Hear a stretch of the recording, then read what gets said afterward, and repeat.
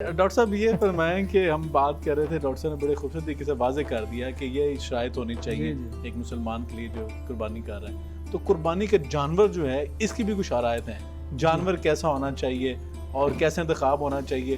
بعض اوقات ہم اپنے جو ولیمے پہ جو کرنے ہوتے ہیں یا شادی بیاہ پہ یا دیگر دعوتوں پہ وہ تو بڑے تگڑے قسم کے جانور ڈھونڈتے ہیں. قربانی کی بات ہو، عقیقے کی بات ہو، صدقے کی بات ہو تو ہم ذرا جانور اس طرح کے ڈھونڈتے ہیں، کیا کہیں گے؟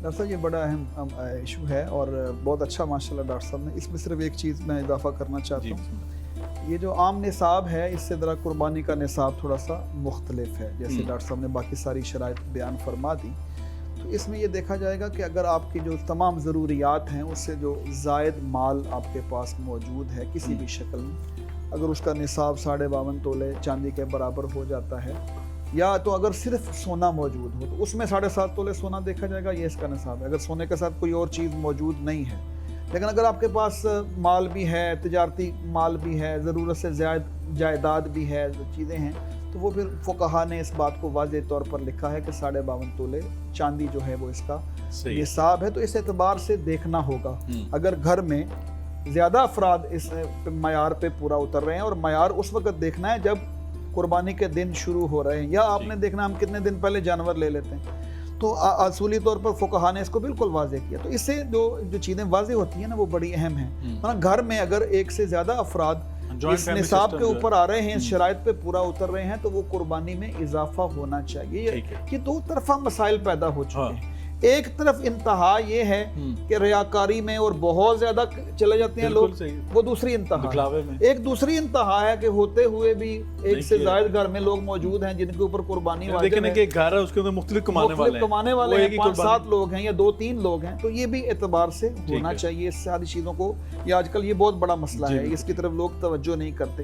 میانہ روی اور اعتدال کا دین ہے اسلام، خوبصورت دین ہے. اس اعتدال کے مطابق چیزوں کو ہمیں پیش نظر رکھنا چاہیے. جہاں تک دیکھیں جانور ہے نا، اللہ اکبر، تو کہ یہ سارا عمل تقوی، روحانیت، ایمان اس کے تحت ہوتا ہے. تو اس کی شرائط حضور نبی پاک صلی اللہ علیہ وسلم نے، جیسے لنگڑا نہ ہو، کانا نہ ہو، اندھا نہ ہو، اس میں بظاہر عیب نہ ہو، یہ ساری چیزیں دیکھنی ضروری ہیں. کیوں؟ آپ کر کیا رہے ہیں؟ آپ کر رہے ہیں فی سبیل اللہ کے راستے میں. تو اللہ کے راستے میں تو اللہ کو وہ چیز پسند ہوتی ہے جو خوبصورت ہو، بے عیب ہو، نقص اس کے اندر موجود نہ ہو. پھر دیگر بھی شرائط اس کے اندر تفصیل میں سارے علماء آج کل اس کو بیان کر رہے ہیں. کون سا جانور کس عمر کا ہو، سارے چھوٹے جانور ہیں ان کی عمر 1 سال ہے، بڑے جانور کی 2 سال کی عمر ہے. اس طرح کی آگے تفصیلات ہیں، ان کو فقہا کے ساتھ تفصیلی طور پر کتابوں میں دیکھا جا سکتا ہے. تو گزارش کرنے کا مقصد یہ ہے کہ اللہ رب العزت خوبصورت چیز کو پسند کرتا ہے، اچھی چیز کو پسند کرتا ہے. اور یہ اللہ رب العزت نے ان جانوروں کے اندر شاہ صاحب بڑی برکت رکھی ہے. ایسی برکت ہے، ہم ذرا آپ چلے جائیں ہمارے دیہات میں بھی اور پہاڑی علاقوں میں، ایسے پہاڑی علاقے جہاں سڑک نہیں جاتی، وہاں آپ کو ہزاروں کی تعداد میں جانوروں کے ہر سال ڈاکٹر صاحب، اور ہر سال ہوتے ہیں، یہ لاکھوں کروڑوں کی تعداد میں. اور آج کل تو دیکھیے اسامہ بھائی، آج کل تو دیکھیں، آج کل آپ کو دیکھیں نا کئی ہمارے ہاں سڑکوں پہ جائیں تو وہ جانور ذبح ہوتے ہیں روزانہ کی بنیاد پر. اللہ رب العزت نے اس قربانی کے اندر ایسی برکت رکھی ہے اور خوبصورت جانور ہزاروں کی تعداد میں. اور دیکھیں ہر شہر میں، ہر چوک میں آپ کو سینکڑوں جانور کھڑے نظر آتے ہیں. اور میں نے شروع میں گزارش کی تھی، دیکھیں کہ ہمارے لوگ عجیب و غریب، دیکھیں اصل چیز جو پرابلم پتہ کیا ہوتا ہے، ہر چیز میں دیکھنا یہ ہے کہ ایمان وحی پر ہے یا عقل پر ہے. اگر وحی پر ایمان ہے تو پھر یہ مسائل پیدا نہیں ہوتے ان چیزوں کے اوپر. ایمان ہے اللہ کے حکم پر، رسول اکرم صلی اللہ علیہ وسلم بات وہیں پہ آ رہی ہے، سر تسلیم کم کرنا ہے. بات جب کہہ دیو ما آتاکم الرسول فخذوہ، وہی اللہ کا حکم ہے. اللہ کا سب کچھ دیا ہوا تو اس مالک کا ہے. اور اللہ رب العزت نے اس نتیجے کے اندر جو سارا ایک خوبصورتی کا نظام قائم ہوتا ہے نا، اور جس کے اثرات مہینوں تک چلتے ہیں. ڈاکٹر صاحب آپ نے جو پہلی بات کی نا کہ یہ فلسفہ ایک عجیب فلسفہ ہے. اس کے اندر دیکھیں کہ بظاہر تو ہمیں لگ رہا ہے کہ ایک بندہ خرید اور ایک جناب وہ جو ہے بیچ رہا ہے، تو بس یہ ہمیں، لیکن اس کے پیچھے ایک پورا میکنزم ہے، ایک پورا سسٹم ہے. ڈاکٹر صاحب یہ فرمائیں، قربانی کر لی، اب اس کے گوشت کی باری آ گئی.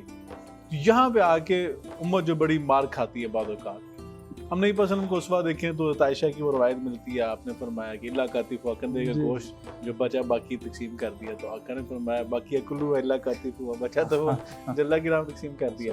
ہم تو اپنے ڈی فریزر بھرتے ہیں، لوگ کہتے ہیں جی ہماری فیملی بڑی ہے، پورا جانور ہم خود ہی رکھ لیں گے، ہمارے یہاں رشتہ دار بھی ہیں تو پورا جانور ہم رکھتے ہیں، یہ بھی ایک چیز بتائیے گا۔ اور جب قربانی گوشت تقسیم کرنا ہے وہ کیسے کرنا ہے، اس کے اندر حکمت کیا ہے؟ بہت اہم یہ مسئلہ ہے جس کی طرف توجہ ہونی چاہیے۔ سب سے پہلی بات دیں کہ شریعت نے کوئی پابندی نہیں لگائی۔ ہم عام طور پر یہ سمجھتے ہیں، ہمارے ہاں یہ مشہور ہو گیا ہے کہ لازمی ہے کہ 3 حصے کیے جائیں، کہ 3 حصے کرنا شریعت میں لازمی نہیں ہے۔ اگر آپ ضرورت محسوس کریں قربانی کرنے والے کہ بھائی ہم ہیں، ہمارے کوئی مہمان ضروری ہیں، ہمارے لوگ ہیں قریبی، تو ہم سارا رکھ لیں تو رکھ سکتے ہیں، شریعت نے منع نہیں کیا۔ سارا بانٹ سکتے ہیں، شریعت نے منع نہیں کیا، ٹھیک ہے، رشتہ داروں میں، غریبوں میں۔ اب یہ دیکھیں یہ مسئلہ ہے شریعت کا کہ شریعت نے اس کو لازمی قرار دے دیا، کیونکہ پہلے والے معاملات زیادہ اہم ہیں کہ جس میں آپ نے جذبہ ہے، جس میں ریاکاری سے بچنا ہے، تقوی کا خیال رکھنا ہے، وغیرہ وغیرہ وغیرہ ساری چیزیں۔ اب آپ دیکھیں کہ اب آپ دیکھتے ہیں کہ جب بھی آپ اس طرح کا کام کرتے ہیں تو ظاہر ہے آپ کے عزیز ہیں، رشتہ دار ہیں، ہمسائے ہیں، بہت سارے لوگ غریب غربا جن سے آپ کا تعلق ہوتا ہے، کام کرنے والے ہوتے ہیں، ہمسایوں میں ہوتے ہیں۔ تو یہ انسان کیسے ہو سکتا ہے کہ ایک مسلمان اللہ کے لیے کام کر رہا ہو اور اس کو تقسیم نہ کرے؟ تو یہ تقسیم ہوتا ہے، تقسیم کرنا بھی چاہیے، اور اس کے اندر طے شدہ رول نہیں ہے۔ اب آپ نے اس کا خود ہی دیکھ لینا ہے کہ بھئی آپ کے قریبی کون سے زیادہ لوگ ہیں۔ اب ایک بڑا معاشرتی مسئلہ سامہ بھائی میں آپ کے اس پروگرام کی وساطت سے بیان کرنا چاہتا ہوں۔ ہمارے لوگ اس کی کیئر نہیں کرتے۔ ہم جانتے ہیں ہمارے کچھ ہمسائے یا عزیز میں قریب لوگ رہتے ہیں، انہوں نے قربانی تو کرنی ہے بھی وہ صاحب نصاب اور ہیں بھی وہ صاحب وسعت، مالی طور پر بھی درست ہیں، لیکن مسئلہ یہ ہے کہ ان کی قربانی کل ہوگی، اگلے دن، یا انہوں نے جس جگہ قربانی کرنی ہے ان کا کسائی نہیں آیا، ان کی قربانی شام۔ یقین کریں میں نے لوگوں کو دیکھا بیچارے صبح سے بھوکے ہوتے ہیں، ہوتے وہ صحیح ہیں، ان کے ہاں کوئی پرابلم نہیں ہے، لیکن مسئلہ یہ ہے کہ ان کو کوئی پوچھتا ہی نہیں ہے اس اعتبار سے کہ یہ قربانی کرتے ہوں گے۔ وہ لوگ بیچارے پورا دن ان کو کوئی گوشت نہیں دیتا۔ ان چیزوں کا بھی ہمیں باریک چیزیں ہیں، ان کا خیال رکھنا چاہیے۔ حصہ ڈالا ہوا ہے، حصہ اس کا ڈالا اگلے دن، تیسرے دن باری آتی ہے، کوئی باری نہیں آتی اس میں۔ تو یہ بھی اپنے قریبی خاص طور پر جن سے آپ کا اچھا تعلق ہے ان سے ان کا خیال رکھیں، ان سے معلوم کریں بھائی آپ کی قربانی کب ہوگی۔ ان کو اگر آپ نے جلدی کر لی ہے نا تو ان کو اتنا گوشت پہنچا دیں تاکہ وہ اس کو پکا سکیں۔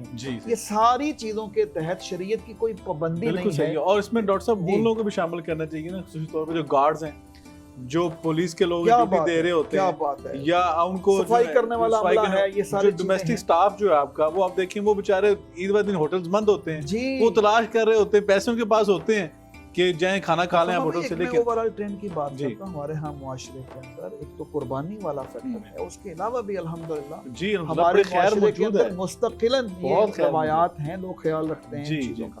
قربانی کے اس کے اندر دیکھیے کہ فَكُلُوا مِنْهَا وَأَطْعِمُوا الْقَانِعَ وَالْمُعْتَرَّ اور الْبَائِسَ الْفَقِيرَ، یہ دونوں آیات حج کے ضمن میں سورۃ الحج کے اندر آ گئی۔ اس سے یہ رول نکل آیا کہ بھائی یہ وہ پہلے یہ بھی روایت تھی، یہ جاہلیت کے معاشرے میں یہ روایت تھی کہ قربانی کے گوشت کے لوگ قریب نہیں جاتے تھے، وہ کرنے والے اس کو کہتے تھے یہ ہمارے لیے حرام ہے۔ شریعت نے اس کو بدلا ہے، اس نے حسن پیدا کیا ہے۔